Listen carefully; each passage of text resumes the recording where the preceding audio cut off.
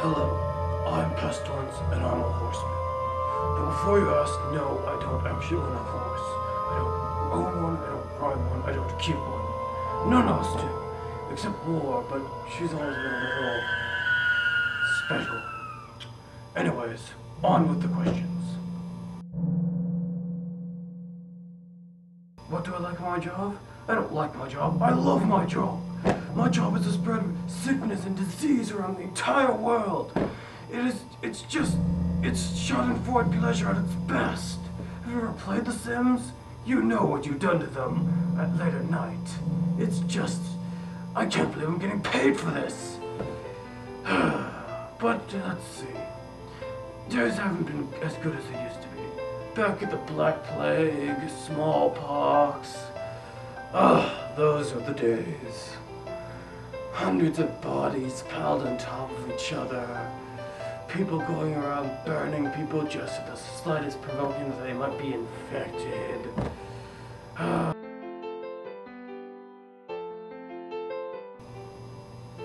Swine flu. Well, first of all, it's supposed to be called H1N1 now. It's because the pork industry is worried that their shares would drop even further if people associated pork with sickness. No, it is the H1N1 virus. Stay with the times or you will fall behind. That's the first lesson to learn in this world. But anyways, if in case you didn't notice, it is a virus. That means it has several traits. One of the traits including is that it is not a bacteria. All your antibacterial soap, your antibacterial spray, your antibacterial mouthwash, your antibacterial wipes, your antibacterial pants, none of them will help you with a virus problem.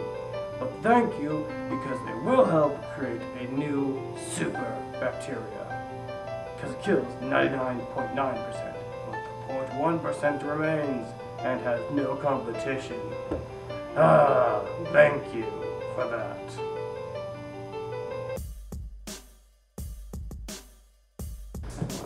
The modern world poses an interesting challenge to me personally.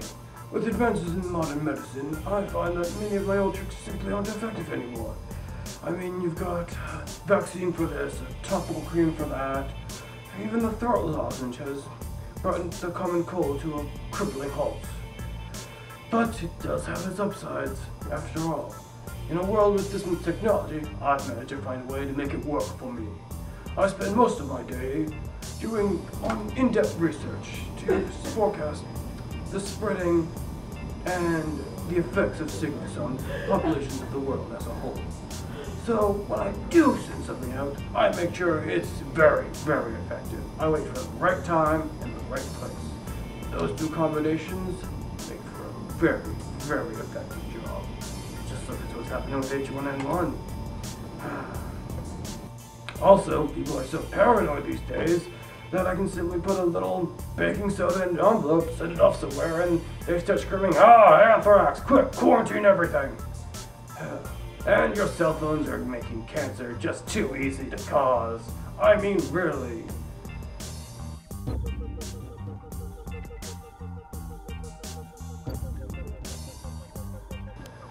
Well, let's start with dear old famine. Famine's the school hard bullying, so instead of taking kids' lunch money, he's just taking their whole damn lunch.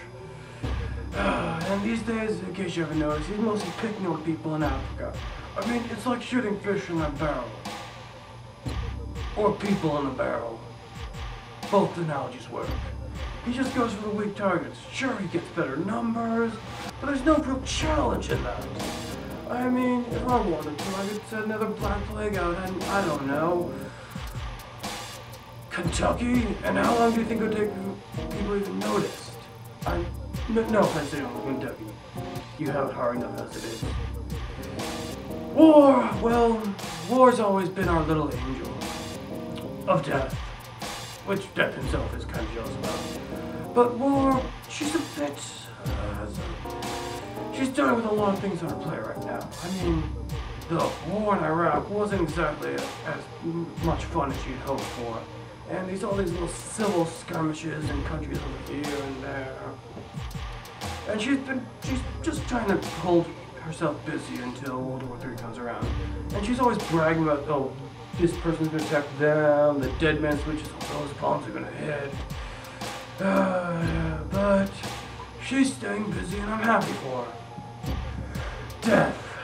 What can you say about Death? He's a great guy to have at a party. But at the same time, he's the worst guy to have at a party. And he's the famous one, what can I say? It's not like I'm jealous or anything, but really, he takes credit for our work.